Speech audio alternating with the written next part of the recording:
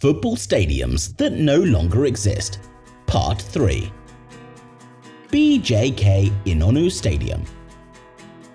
Home to Turkish giants Beşiktaş JK from 1947 to 2013, before it was demolished for the club to move to Vodafone Park.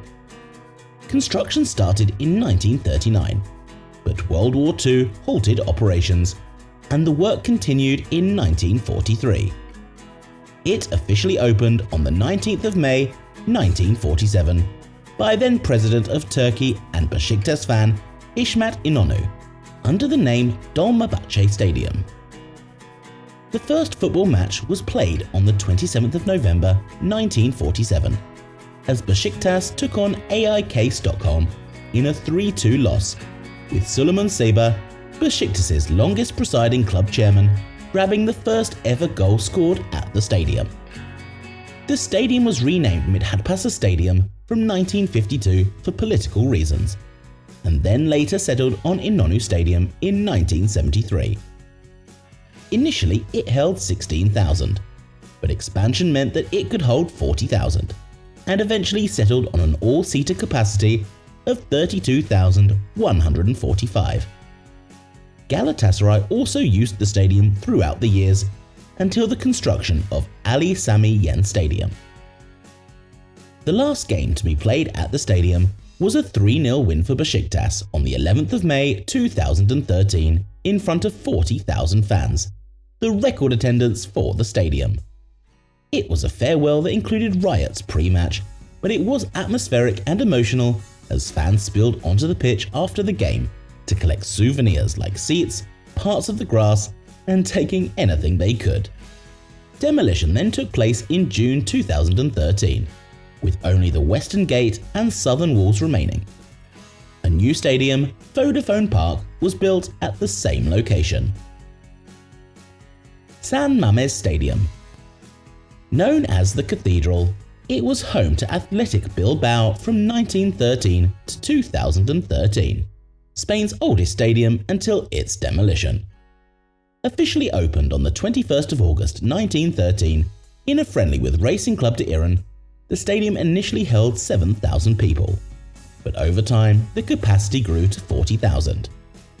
The first goal at the stadium was scored by Rafael Moreno Aranzadi. It was renovated twice, first in 1952 and then again in 1982, when the stadium was almost entirely rebuilt for the 1982 FIFA World Cup. The Spanish national side played a handful of games here also, but it was the Basque country team that used it more between 1915 and 2011.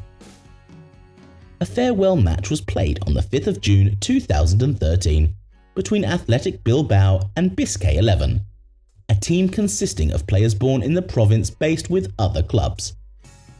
Bilbao introduced some of their old heroes back onto the pitch as substitutes, whilst other legends were also in attendance.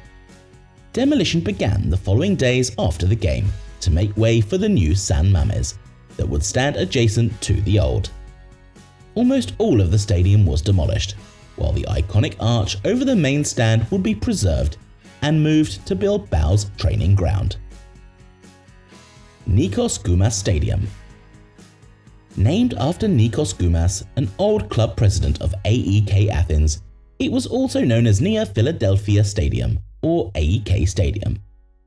It played home to AEK Athens from 1930 to 2003. The inaugural home game took place in November 1930 and ended in a 2-2 draw between AEK Athens and Olympiacos. A double-tiered south stand, whose addition made it the largest stadium in Athens at the time and increased the capacity to almost 35,000, was built by chairman Lucas Barlos in 1979. The AEK Ultras, also known as Originals, moved into the stand, particularly the lower tier known as the Skepasti, meaning roofed. It was moved to an all-seater capacity of 24,729 in 1998. The stadium suffered as a result of the catastrophic Athens earthquake on the 7th of September 1999, as parts of the stadium had to be kept shut for safety reasons. With the damages and the stadium's age, it was decided that the stadium would be demolished in June 2003. On the 3rd of May 2003, a 4-0 win for AEK Athens against Aris served as the final game for the stadium that had come to represent all of AEK's victories. A stadium that the club held a remarkable record in, playing a total of 1,118 games and winning 856 of them. A new Hagia Sophia Stadium was built at the same site in 2022. Ayresome Park. Home to Middlesbrough from 1902 to 1995 before they moved on to the Riverside Stadium. The team played at various different grounds since their introduction, but due to the new Football League and the growing support, Middlesbrough had to find an improved stadium, and they found a home at Ayresome Park. A friendly against Celtic opened the stadium on the 9th of September 1902, in a 1-0 win for Middlesbrough. The highest attendance of 53,802 spectators came on the 27th of December 1949, in a game against North East rivals Newcastle United. Capacity was reduced to 42,000 as seats were added for the 1966 World Cup, as Ayresome Park was chosen as one of the venues. North Korea famously knocked out Italy at the ground, advancing them into the quarter-finals, but attendances at the stadium for the World Cup games were low. With the founding of the Premier League in 1992, Middlesbrough became the first English club to start work on a new stadium as Ayresome Park lacked renovation due to surrounding housing.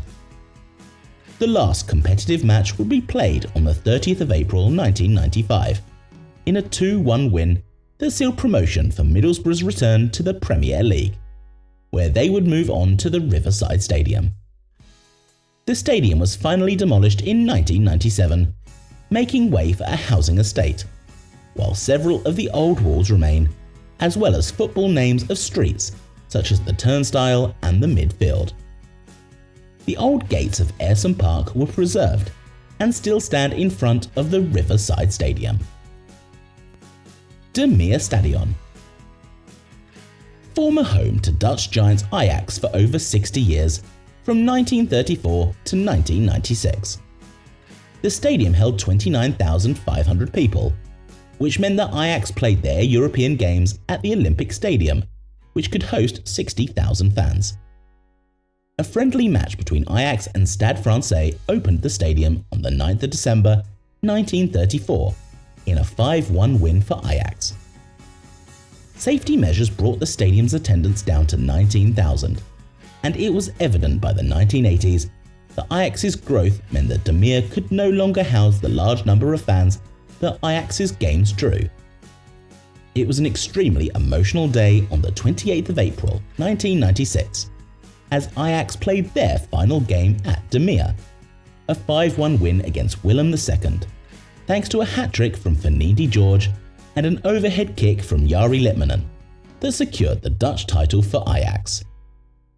In the farewell to Meer, tears were shed as Ajax also said goodbye to Michael Reiziger and Edgar Davids as they moved on to AC Milan. The stadium held a ceremony in August of that year as Ajax moved on to the Amsterdam Arena, with heroes returning for a final appearance to say goodbye to Meer. The Meer was demolished after the club left to make way for a housing development.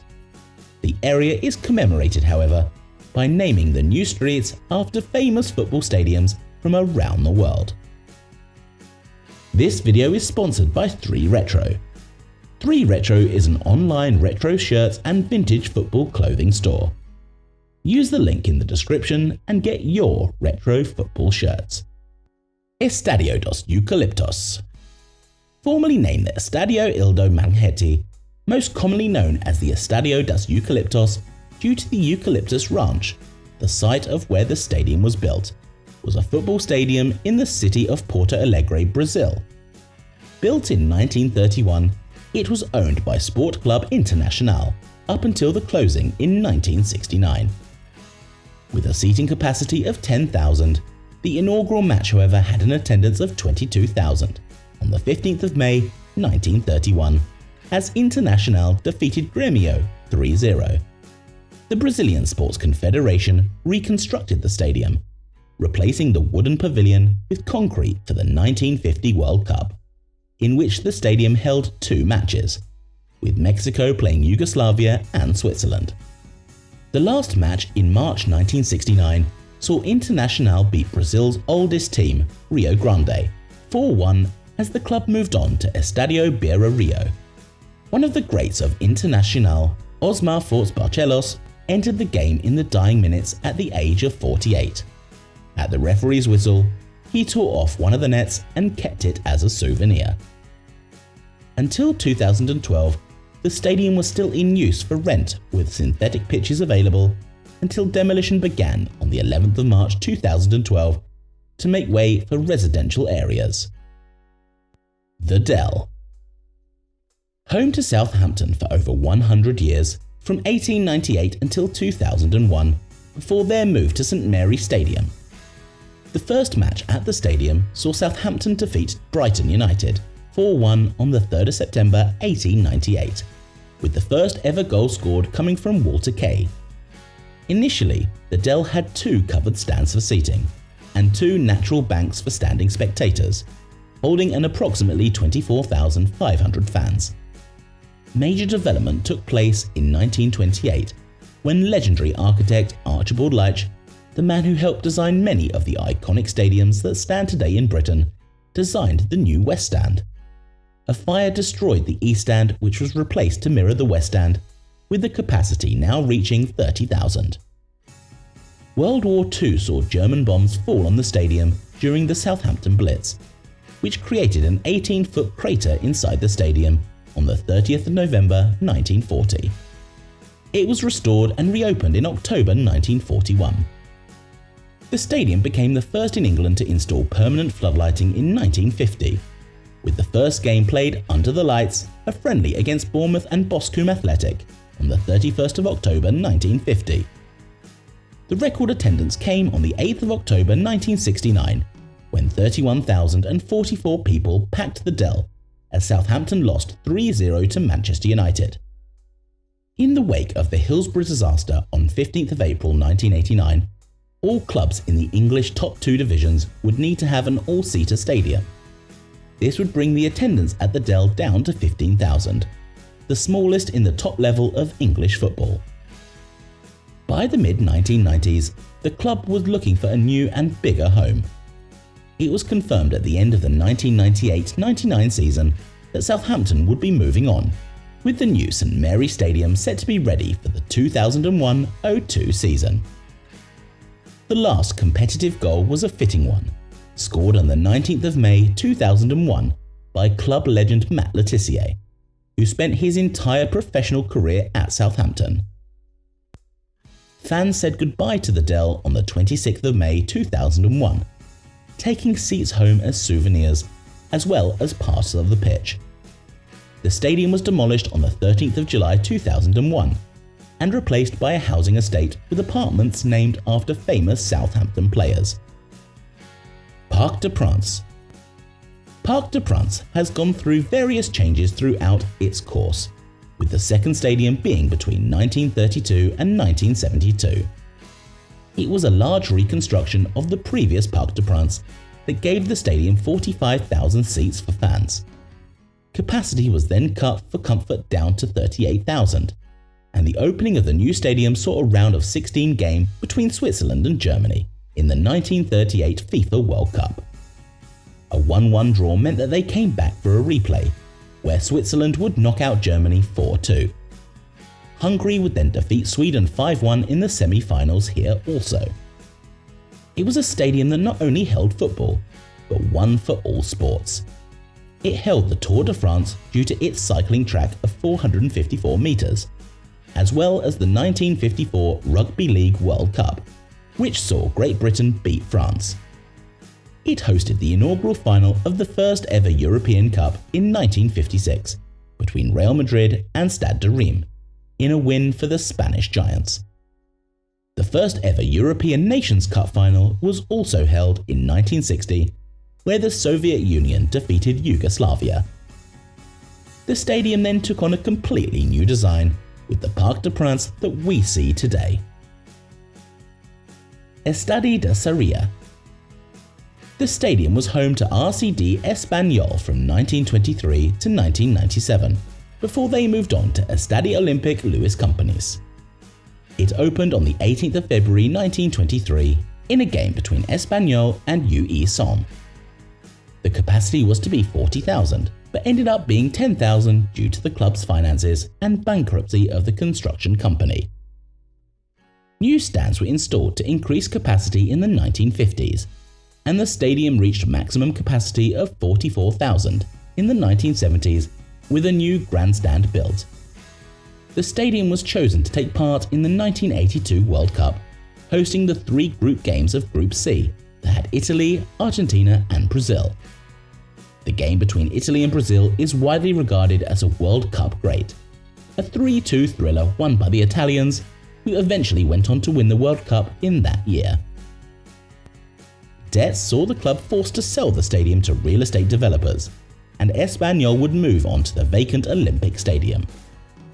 The last match was played on the 21st of June 1997, in a 3-2 win against Valencia. The stadium was demolished on the 20th of September 1997 and converted into a park. Central Dynamo Stadium. Located in Moscow, the stadium was home to Dynamo Moscow between 1928 and 2008. Built in 1928, the stadium was the central sports facility in Moscow until the Central Lenin Stadium.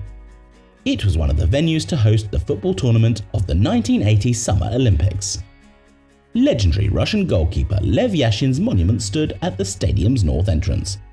The stadium celebrated 80 years in 2008, the same year it closed for demolition, which took place in 2011. On the 22nd of November 2008, a farewell match was played, with Dynamo Moscow then moving on to the Arena Khimki. The stadium was demolished in 2011 and a new stadium was built on the same spot in 2019, named VTB Arena. If you enjoyed this video, click that like button and subscribe for more videos about stadiums.